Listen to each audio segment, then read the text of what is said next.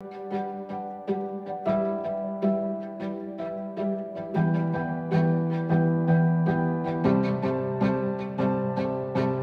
back to another episode of Nydal.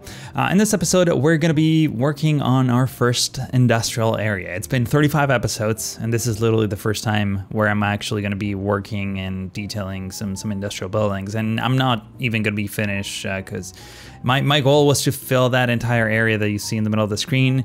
But that turned out to be a much larger project than I thought it would be. Plus, I had a couple game crashes and just the crazy loading times that I'm currently experiencing with Nydal. Just everything, man, it was such a hard episode to put together.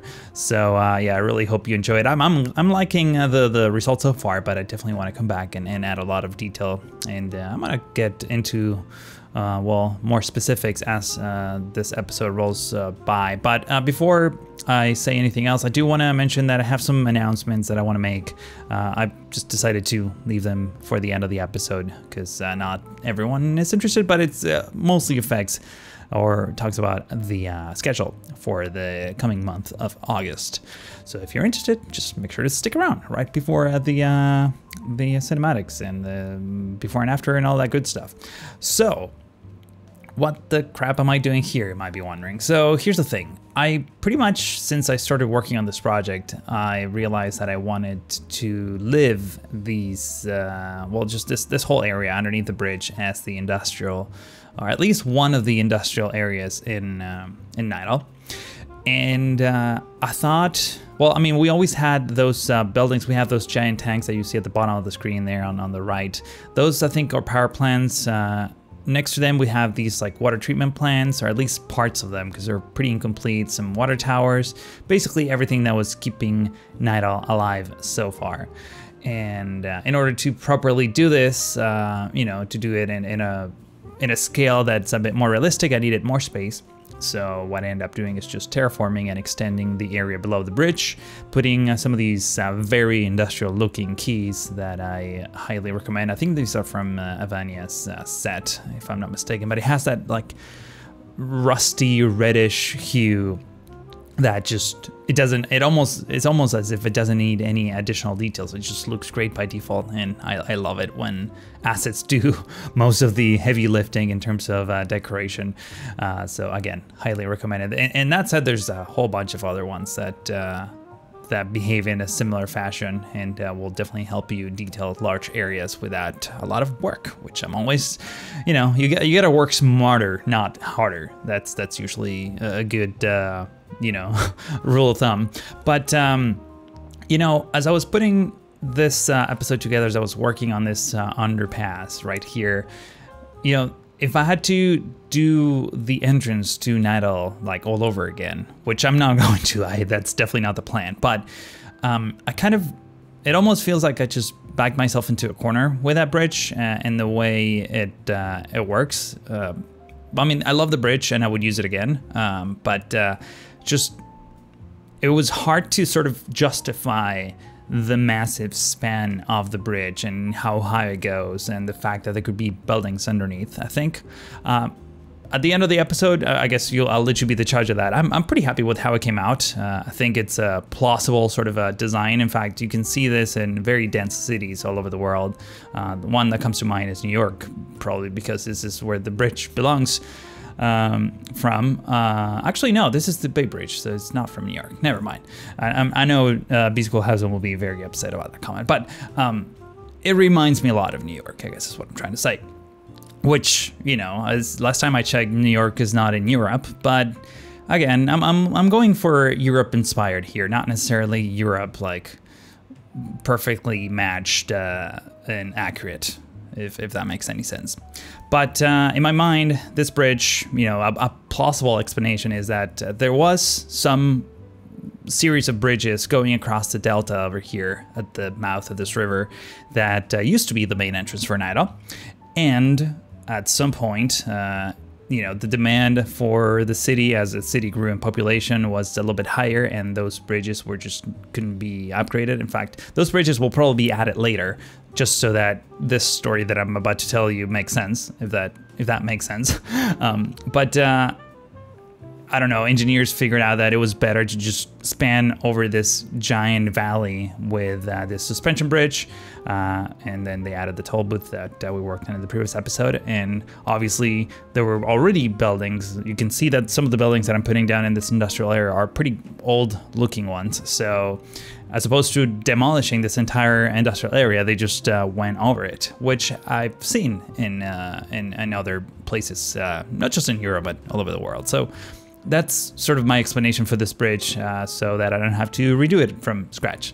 And again, my main goal is to go for aesthetics. So I think this looks great. Pretty much, that's the way it is. So having said that, what I'm doing here is just starting to focus on specific builds. So I sort of split this area underneath the bridge into several like large blocks. Usually industrial areas have like pretty large footprint buildings. And this is the first one that I'm tackling, this water reclamation plant, or just, I don't know, just water treatment plant for the most part. Plus we have a whole bunch of, well, pumps and just infrastructure that's related to providing Nydal with water and sewage services. Pretty straightforward, not a whole lot is going on here other than this gorgeous super thin pedestrian path that I love to use a lot more often, but it just doesn't go very well with terrain differences. So, you know, in this case I just ended up flattening everything out beforehand. Otherwise I just couldn't have used it. And then sometimes when you reload the save, you like that path, if it's not like perfectly flat, and sometimes even when it is perfectly flat, it just carves a giant infinite hole into the ground. I've noticed that a lot when I was working on FPS forever ago. But man, can you believe it's been a year since FPS? We were just talking about that in the Discord server with Jay and Flux. And it's just insane how time flies. And in any case, I should probably shut up the old person in me that it's nostalgic about about the previous projects. I wanted to keep the edge of this industrial area very forest heavy, because this is pretty much going to be one of the edges of the city. The other edge will probably sit right behind the city, and we worked on it a couple episodes ago, if you remember.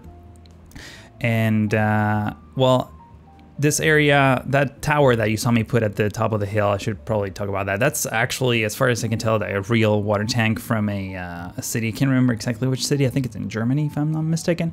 But I thought it was a cool addition, because maybe way back when, obviously this is a relatively new water treatment plant, but imagine that this is the area where water was previously also gathered for the old city. So having that old structure there just makes it cohesive with the surrounding areas. Just added a tank there for good measure, mostly for aesthetics. I think those water plant, I don't know exactly what the technical term is for the for those tanks, for the filtration tanks and whatnot, but those are technically producing water already for Nydal, so I didn't necessarily need to add more tanks to it, but just again, for going for details here, was actually necessary. And as you can see, I'm trying a whole bunch of different buildings and warehouses and just whatever can fit or pass as a maintenance building. I ended up not using these because that huge, or that very obvious red accent color just didn't feel right. It just didn't fit. So I ended up going for one of the warehouses that were included in the industrial, what was the name of the DLC? Like Industries DLC. That came out like a couple months ago, well, or like half a year ago at this point. Well, actually, no, that was last year. Holy crap. Okay, never mind. Yeah, time flies. Seriously, what's up with that? But this asset is actually great because it doesn't have a whole bunch of ugly built-in details that I need to remove. All I ended up removing those parking spaces that I would later replace with my own combination of decals that I think ended up looking much better. And also, it's still a relatively simple design, so that's usually what I like, just elegant things that are in a way not overly done, but they sort of convey the idea that this is an industrial building and it's being used. So what I ended up doing is adding my classic set of concrete expansion joints. You're going to see it in a minute, because that's, yeah, I'm detailing the fence around it. I wanted everything to have like a perimeter fence, just, you know, water. You don't want people to mess with water. So it's important to keep this whole area fenced out. And there you go. That's me adding some stain decals, as well as some of these concrete expansion joints, which I absolutely love. I wish there was a network-based version of this, maybe. Just a little suggestion. If any asset creators are watching and are capable of doing such a thing, I would really use the crap out of that. But decals, actually, it's not too bad adding these decals specifically, because if you had to do everything with networks, one of the biggest challenges that I've been sort of encountering lately when I'm detailing anything is trying to, like, whenever you use a lot of network segments, it's kind of hard to select them one by one. I've been talking to Cuboid, the current author of Move It, to see if there's a way to be able to separate the different elements that, you know, for example, if you have a whole bunch of network-based lanes or markings or things like that, they all sort of blend together, and it's really difficult to select one and move it as opposed to all of them at the same time, or just whatever the largest one is tends to snap to your mouse cursor. But hopefully we can figure something out. Actually, I'm saying we. Hopefully he can figure something out, because he's the expert, obviously. Another thing, by the way, changing subject slightly, that I'm doing here is adding some these power lines that I used to have for a very particular reason, which is bringing power to not only this area of the city, but also the rest of the city, because that, like I said, was one of the original one of the original sources of energy for the city. Eventually I ended up adding like substations pretty much hidden inside of buildings, so we no longer need that, but I still decided to keep them because they add a lot of detail to the city itself. Now over here, I just went on a totally different tangent, and I wanted to start connecting some of these neighborhoods, and I went for this steel, like, industrial looking bridge. This is a vanilla bridge, by the way, also from the Industries DLC. It's like the industrial road type or whatever, and it has this gorgeous looking bridge that obviously it's much newer than the bridges that I've added in the downtown area, but I thought it was pretty fitting to this part of the city. Obviously it took a bit of a trial and error to get everything looking nice, plus including these rusty keys around them, and I'm actually pretty happy. Even though I didn't like fully detail this area, I just wanted to sort of set the stage for future episodes here. But you're gonna see a couple shots in the cinematics of this whole part, and I think it came out great, actually. That's mostly why I did it, because it's like, hey, would it be cool if I just do this like metal bridge, like totally outside of the area that I'm working on? And I just went for it. It looked great. It's like, okay, screw it. Let's keep it. In fact, let's just detail a bit more. See what you know, how far we can take it. But yeah, I'll let you be the judge of that once we get to the cinematics. And like I was doing before, this road, this national road that sort of meanders around the river, it had its own power lines. So the obvious thing to do here was to, well, connect them all together. Not that it's necessary, but just sells you this like concept of industrial and like a transition between the residential neighborhood and the industrial area. I thought it was great, and again, it just adds extra detail. I'm glad that some of these power lines, when you plop them down, you have to like plop them down aside from the road, because then the poles disappear and it's kind of a cluster. But I don't know if that's something that's fixed or that specific asset that I was using just figure that problem out. Also, because we have this sandbank next to that industrial area there, I was trying things with boats, but just decided to go for that vanilla boat that it's been there forever, and I thought it was pretty fitting to have a boat of that size just sitting there on the rocks, as it you know, just crashed at some point, and it was easier to leave it there than to actually clean it up. And because that's not such a, you know, tourist friendly area, it really visually didn't matter all that much. Now, underneath the bridge, I had the option to either fill it with buildings or put some large segments of pavement, as I'm doing it right now, and ended up just deciding to turn this into a truck parking space, and added a few of these network decal lines to outline where trucks are going to be parked. I guess I was thinking that was coming up, but I guess I just shifted my focus to some other area where I'm adding some residential spaces right next to the industrial area that, you know, we need some kind of transition between the city and the industrial area, and I thought these were pretty fitting. Anyways, as we're approaching the end of the episode, I do want to tell you what the announcement is. So here's the thing. August is going to be a pretty complicated month for me. I have people coming from out of town that are going to be staying with me, and usually people stay in the room where I record. So it's going to be very challenging for me to record and also stream. So on top of that, I have some work-related things that I need to take care of, so I'm actually going to take August off, and videos shall resume probably in early September.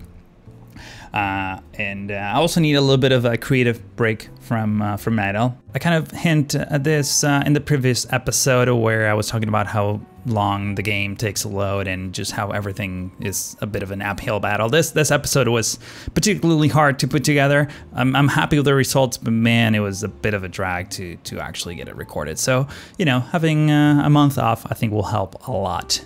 And yeah, just hoping by the time I come back, I'll have new ideas, and we can continue this project and help it move forward.